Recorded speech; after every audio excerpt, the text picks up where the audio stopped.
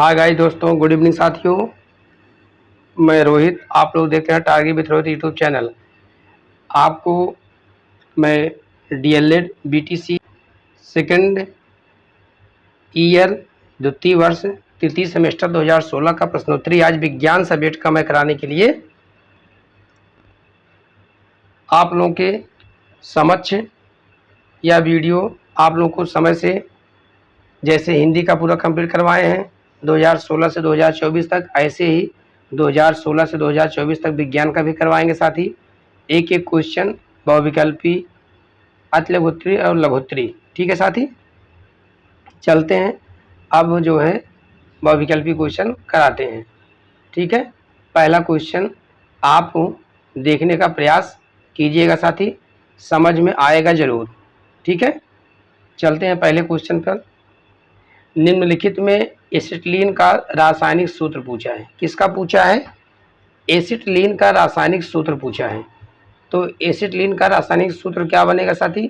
C2H2 बनेगा। C2H2 या acetylene का रासायनिक सूत्र है। इसे एथाइन या विनाइलिन भी कहा जाता है। यह एक रंगहीन गैस है। इसका उपयोग ईंधन और रासायनिक निर्माण ब्लॉक के रूप में किया जाता है। ठीक है साथियों। सेकंड नंबर, जब वस्तु क्या है? सेकंड नंबर में, जब वस्तु अवतल दर्पण की मुख्य फोकस एवं वक्रता केंद्र के मध्य रखी है तो प्रतिबिंब कैसा बनेगा? प्रतिबिंब कैसा बनेगा? प्रतिबिंब उल्टा वास्तविक तथा वस्तु से क्या होगा? बड़ा बनेगा। ठीक है, अवतल दर्पण की जो मुख्य फोकस और वक्रता केंद्र के मध्य की जो बीच में जो प्रतिबिंब बनता है उसका जो है उल्टा वास्तविक तथा वस्तु से बड़ा होता है। ठीक है, चलते हैं अगले क्वेश्चन पर। अगला क्वेश्चन थर्ड है, हरित लवक रहित पौधे का समूह है। तो हरित लवक रहित पौधे का, अगर यही सहित बोलता तब इसका आंसर बदल जाता, लेकिन पूछा है रहित पौधे का समूह है, इसका क्या होगा? कवक। हरित लवक या क्लोरोप्लास्ट का एक प्रकार का कोशिकांग है जो कि सुकेंद्रिक पादप कोशिकाओं में और शैवाली कोशिकाओं में पाया जाता है। क्लोरोप्लास्ट हरे वर्णक है। ये प्रकाश संश्लेषण की क्रिया में सहायता करते हैं, अतः हरित लवक रहित पौधे का समूह कारक है या समूह कवक है। ठीक है, अगला क्वेश्चन, किसी वस्तु द्वारा प्रति सेकंड किए गए कंपनों की संख्या को क्या कहते हैं? तो उसको भैया कहते हैं आवृत्ति, फ्रीक्वेंसी। क्या बोलते हैं? फ्रीक्वेंसी। वस्तु द्वारा प्रति सेकंड किए गए कंपनों की संख्या को क्या बोलते हैं? फ्रीक्वेंसी कहते हैं। इसकी इकाई क्या है? हर्ट्ज। इसका सिंबल क्या है? HZ। इसका सिंबल क्या है साथी? HZ। कंपित वस्तु द्वारा एक दोलन पूरा करने में लिए गए समय को आवर्तकाल कहते हैं। इसका SI मात्रा क्या है? सेकंड है। कंपित वस्तु अपनी माध्य स्थिति में इधर उधर जिस अधिकतम या मैक्सिमम दूरी तक जाती है उसे आयाम कहते हैं। इसका SI मात्रा क्या है? मीटर। इसका SI मात्रा क्या है? मीटर। चलिए पांचवें क्वेश्चन पर चलते हैं साथी। पांचवा क्वेश्चन है, वायु दाब आरोपित करती है। तो वायु दाब किस पर आरोपित करती है? चारों दिशाओं पर। ठीक है, वायु दाब जो प्रेशर होता है, एयर प्रेशर, वो किस पर आरोपित करती है? तो चारों दिशाओं में। ठीक है, तो वायु दाब एक स्थिर सर्वव्यापी बल होता है जो वायु सभी दिशाओं में सभी वस्तुओं पर आरोपित करती है। चलते हैं अगला क्वेश्चन। अगला क्वेश्चन हमारा है अतिलघुत्तरी प्रश्न में छठा क्वेश्चन, यांत्रिक ऊर्जा किसे कहते हैं? सूत्र लिखिए। यांत्रिक ऊर्जा, मैकेनिकल एनर्जी, किसी वस्तु पर किए गए कार्य को यांत्रिक ऊर्जा कहते हैं। जैसे फेंके गए पत्थर, चाबी भरा खिलौना आदि की ऊर्जा यांत्रिक ऊर्जा है। आप पत्थर फेंक देते हैं ऊपर, फिर पत्थर नीचे आता है, एक गुरुत्वीय बल के कारण होता है। ठीक है, लेकिन फेंके गए पत्थर में यांत्रिक ऊर्जा होती है। चाबी से भरा हो गया खिलौना, जो बच्चे छोटे मोटे खिलौने खेलते हैं, जैसे कार हो गया, ट्रैक्टर हो गया, गाड़ी हो गई, कोई भी गाड़ी खिलौना हो गया, उसमें चाबी भर देते हैं तो क्या है, यांत्रिक ऊर्जा। यांत्रिक ऊर्जा दो प्रकार की होती है, एक होती है काइनेटिक एनर्जी, एक होती है पोटेंशियल एनर्जी। काइनेटिक एनर्जी और पोटेंशियल एनर्जी, ठीक है साथियों। क्योंकि यांत्रिक ऊर्जा उसकी गतिज ऊर्जा व स्थित ऊर्जा के योग के बराबर होती है। तो यांत्रिक ऊर्जा बराबर गतिज ऊर्जा प्लस स्थित ऊर्जा। यांत्रिक ऊर्जा बराबर, तो गतिज ऊर्जा का फार्मूला हाफ mv² होता है, स्थिर ऊर्जा का mgh होता है, ठीक है, या इसका सूत्र हो गया।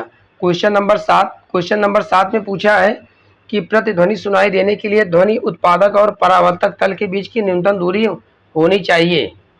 तो प्रतिध्वनि सुनाई देने के लिए ध्वनि उत्पादक और परावर्तक तल की बीच की न्यूनतम दूरी क्या होगी, 17 मीटर या 16.6 मीटर होनी चाहिए। जो प्रतिध्वनि सुनाई देने के लिए उत्पादक और परावर्तक तल के बीच की न्यूनतम दूरी है कितना मीटर, लगभग 17 मीटर। सिराएं क्या है, चलिए अगला क्वेश्चन है, सिराएं क्या है, इनका मुख्य कार्य क्या है। तो सिराएं रक्त को शरीर के विभिन्न अंगों से हृदय तक पहुंचाती है। सिराओं में अशुद्ध रक्त प्रवाहित होता है। सिराओं में जो रक्त प्रभावित होता है उसे कार्बन डाइऑक्साइड की मात्रा अधिक एवं ऑक्सीजन की मात्रा कम होती है। पल्मोनरी सिराएं फेफड़ों से रक्त को बाएं आलिंग तक पहुंचाती हैं। पल्मोनरी सिराओं में शुद्ध रक्त प्रवाहित होता है, ठीक है। चलिए अगला क्वेश्चन है 9वां, प्रतिवर्ती क्रिया का कोई दो उदाहरण लिखिए। प्रतिवर्ती रिलैक्स एक्शन, कुछ अनुक्रियाएं तुरंत होती हैं और मस्तिष्क के आदेश के बिना ही हो जाती। इस प्रकार की अनुक्रियाएं प्रतिवर्ती क्रियाएं या स्वतः प्रेरित क्रियाएं कहलाती हैं। उदाहरण में क्या है, छींकना, खांसना, पलक का झपकाना एवं उबासी लेना। उबासी का मतलब होता है जमुआई लेना, ठीक है। अगला क्वेश्चन है क्वेश्चन नंबर 10, नवीकरणीय ऊर्जा किसे कहते हैं। नवीकरणीय ऊर्जा रिन्यूएबल एनर्जी ऐसे ऊर्जा स्रोत जो प्रकृति में निरंतर उत्पन्न होते रहते हैं तथा कभी समाप्त नहीं होते हैं, उन्हें नवीकरणीय ऊर्जा कहते हैं। जैसे सौर ऊर्जा कभी समाप्त नहीं होगा, वायु ऊर्जा कभी समाप्त नहीं, ज्वारीय ऊर्जा तथा जल ऊर्जा, ये सब क्या है, नवीकरणीय ऊर्जा के स्रोत हैं। अगला क्वेश्चन है क्वेश्चन नंबर 11, रासायनिक परिवर्तन किसे कहते हैं। वह परिवर्तन जिसमें एक अथवा एक से अधिक नए पदार्थ बनते हैं रासायनिक परिवर्तन कहलाते हैं। इसमें पूर्व पदार्थों को प्राप्त नहीं किया जा सकता है। यह परिवर्तन अस्थायी होता है। जैसे लोहे पर जंग लगना, ये क्या है, रासायनिक परिवर्तन। दूध से दही बनना क्या है, रासायनिक परिवर्तन है, ठीक है। आप इनको दोबारा दही बनने के बाद दूध नहीं प्राप्त कर सकते हैं। कहने का मतलब एक बार अगर चेंज हो गया तो दोबारा पुनः उसी कंडीशन या स्थिति में लाना नामुमकिन है, ठीक है। कहने का मतलब यह अस्थायी परिवर्तन है। अगर एक बार परिवर्तन हो गया दोबारा वो चेंज नहीं होगा। चलिए क्वेश्चन नंबर अब आता है आपका 12, लघुत्तरीय प्रश्न, पर्यावरण संरक्षण से क्या अभिप्राय है। अपने स्तर से आप पर्यावरण को कैसे संरक्षित करेंगे। पर्यावरण संरक्षण, इन्वायरमेंट प्रोटेक्शन। पर्यावरण संरक्षण का तात्पर्य है कि हम अपने चारों ओर के वातावरण को संरक्षित रखें, क्योंकि पर्यावरण और प्राणी एक दूसरे पर आश्रित हैं। इसमें वायु, जल, भूमि, वनस्पतियां, जीवों, अन्य प्राकृतिक संसाधनों का संरक्षण शामिल है। पर्यावरण को संरक्षित करने के उपाय क्या क्या उपाय हैं साथी, इसमें देखिए। पानी बचाएं, पानी बचाने के लिए कम पानी का उपयोग करें, नल बंद रखें और वर्षा जल का संग्रह करें। पौधे लगाएं, पौधे लगाने से वायु को शुद्ध करने और पर्यावरण को बेहतर बनाने में मदद मिलती है। कचरा कम करें, कचरा कम करने के लिए कम सामान खरीदें, रिसाइकल करें और खाद बनाएं, ठीक है साथियों। में प्लास्टिक का उपयोग कम करें। प्लास्टिक का उपयोग कम करने के लिए प्लास्टिक की थैलियों और पानी की बोतलों का उपयोग न करें। बिजली बचाएं, बिजली बचाने के लिए कम बिजली का उपयोग करें और जब आप कमरे में ना हो तो लाइट बंद कर दें। अतः पर्यावरण संरक्षण हम सभी की जिम्मेदारी है। हम सभी को मिलकर अपने स्तर से पर्यावरण को संरक्षित करने के लिए प्रयास करना चाहिए। चलिए क्वेश्चन नंबर 13 है। क्वेश्चन नंबर 13 में क्या है साथी? स्टरलाइजेशन विधि से खाद्य पदार्थों को सूक्ष्म जीवों से कैसे सुरक्षित रखा जा सकता है, संक्षेप में लिखिए। स्टरलाइजेशन विधि खाद्य पदार्थों को सूक्ष्म जीवों से सुरक्षित रखने का एक प्रभावी तरीका है। सूक्ष्म जीवों से सुरक्षित रखने का एक प्रभावी तरीका है। विभिन्न प्रकार की स्टरलाइजेशन विधियों का उपयोग विभिन्न प्रकार के खाद्य पदार्थों के लिए किया जा सकता है। इससे खाद्य पदार्थ एक निश्चित समय तक खराब नहीं होते हैं। फ्रिज एक ऐसा उपकरण है जिसके द्वारा सामान्य कम ताप पर 5 से 10 सेल्सियस उत्पन्न कर सूक्ष्म जीवों की उपापचयी क्रियाएं तथा वृद्धि को नियंत्रित किया जा सकता है। इसीलिए फ्रिज का उपयोग फल, सब्जियों तथा खाद्य पदार्थों आदि को संरक्षित करने के लिए, पेय पदार्थों को ठंडा करने के लिए किया जाता है। चलिए क्वेश्चन नंबर आपका आता है 14। 14 में क्या है? अभिसारी और अपसारी लेंस में क्या अंतर, संक्षेप में समझाइए। ठीक है, अभिसारी और अपसारी लेंस में अंतर। अभिसारी और अपसारी, अभिसारी लेंस को उत्तल लेंस कहते हैं, अभिसारी को उत्तल लेंस बोलते हैं, अपसारी को अवतल लेंस कहते हैं। ठीक है, अगला पॉइंट है, इसके बीच में से मोटा तथा किनारों से क्या होता है? पतला होता है, या बीच से पतला किनारों से मोटा होता है, अवतल लेंस। इससे अक्षर बड़े दिखाई देते हैं उत्तल से, अवतल से अक्षर क्या होते हैं? छोटे दिखाई देते हैं। यह प्रकाश किरणों को केंद्रित करता है, इसलिए इसे अभिसारी लेंस कहते हैं। यह प्रकाश किरणों को फैलाता है, इसलिए इसे अपसारी लेंस कहते हैं। Point number 5। पॉइंट नंबर 5 में क्या है? इससे वस्तु का प्रतिबिंब वास्तविक तथा उल्टा बनता है। वास्तविक बनेगा लेकिन उल्टा बनेगा उत्तल लेंस में। इससे वस्तु का प्रतिबिंब आभासी तथा सीधा बनता है। किससे? अवतल लेंस से। इसकी फोकस दूरी क्या होती है? धनात्मक होती है। इसकी फोकस दूरी क्या होती है? ऋणात्मक होती है। अवतल लेंस की फोकस दूरी क्या होती है? ऋणात्मक होती है, लेकिन उत्तल लेंस की फोकस दूरी क्या होती है? धनात्मक होती है। आपका यह चित्र है, यह है अपसारी लेंस का, यह है अभिसारी लेंस का। ठीक है, चलते हैं अगले क्वेश्चन पर। धातुओं के संरक्षण हेतु तो अपनाई जाने वाली विभिन्न विधियों को संक्षेप में बताइए। धातुओं को संक्षारण हेतु, धातुओं के संक्षारण हेतु अपनाई जाने वाली विभिन्न विधियों के संक्षेप में बताने के लिए क्या है कि संक्षारण हेतु अपनाई जाने वाली विभिन्न विधियां निम्नलिखित हैं। क्या है? धातु चढ़ाना, इसको बोलते हैं गैल्वेनीकरण। लोहा को जंग से बचाने के लिए लोहे की चादर पर अन्य पात्र को पिघले हुए जस्ते में डुबा देते हैं, जिसके कारण लोहे की जस्ते की पतली परत जम जाती है। इस लोहे का उपयोग बाल्टी, टंकी आदि बनाने में किया जाता है। अगला है इलेक्ट्रो पेंटिंग, विद्युत लेपन। कुछ धातु जैसे क्रोमियम, निकेल तथा टिन वायुमंडल में उपस्थित ऑक्सीजन नमी से प्रभावित नहीं होते हैं। लोहे का क्षरण रोकने के लिए उसके चारों ओर क्रोमियम या टिन विद्युत लेपन की जाती है। ठीक है, हमारा ग्रीस या तेल लगाकर। क्या है? ग्रीस या तेल लगाकर नए औजारों जैसे कैंची, चाकू, मशीन आदि पर ग्रीस या तेल लगाकर उन्हें क्षरण से बचाया जा सकता है। पिंड का लेप चढ़ा करके, धातु की वस्तुओं की सतह पर पिंड लगाकर उसे क्षरण से बचाया जा सकता है। अगला क्वेश्चन है, अनुकूलन किसे कहते हैं? मरुस्थलीय अनुकूलन को संक्षेप में सहित बताइए, समझाइए या बताइए। समझाने का लिए कहा है।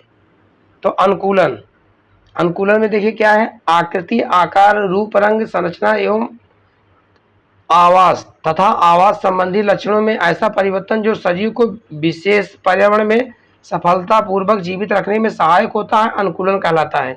मरुस्थल में रहने वाले जंतुओं को विशेष परिस्थितियों का सामना करना पड़ता है, जैसे पानी की कमी, धूप तेज, ठीक है, तेज धूप या गर्म बालू पर चलना। ये सब क्या है? अनुकूलन है।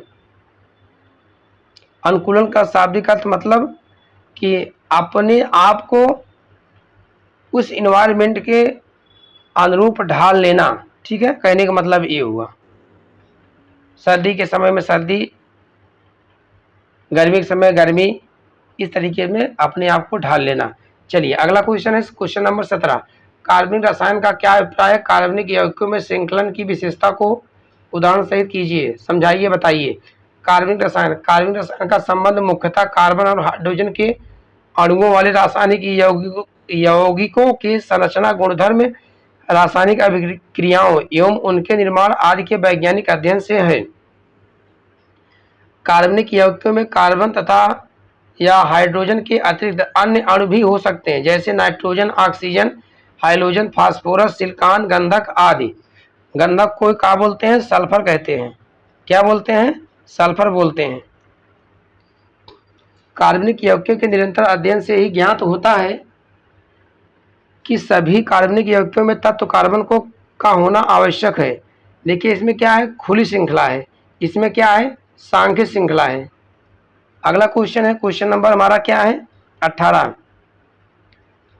एक प्रारूपिक पुष्प का चित्र बना करके लेबल कीजिए। प्रारूपिक पुष्प का चित्र बनाना है। इसमें दलपुंज, वायपुंज, पुष्पांग, पुंकेसर, स्थिर केसर, वर्तिकाग्र, पुमंग। तो पुष्प वास्तव में पत्तियों का ही रूपांतरण होता है, अपने डंठल के पुष्पांशन पर लगा रहता है।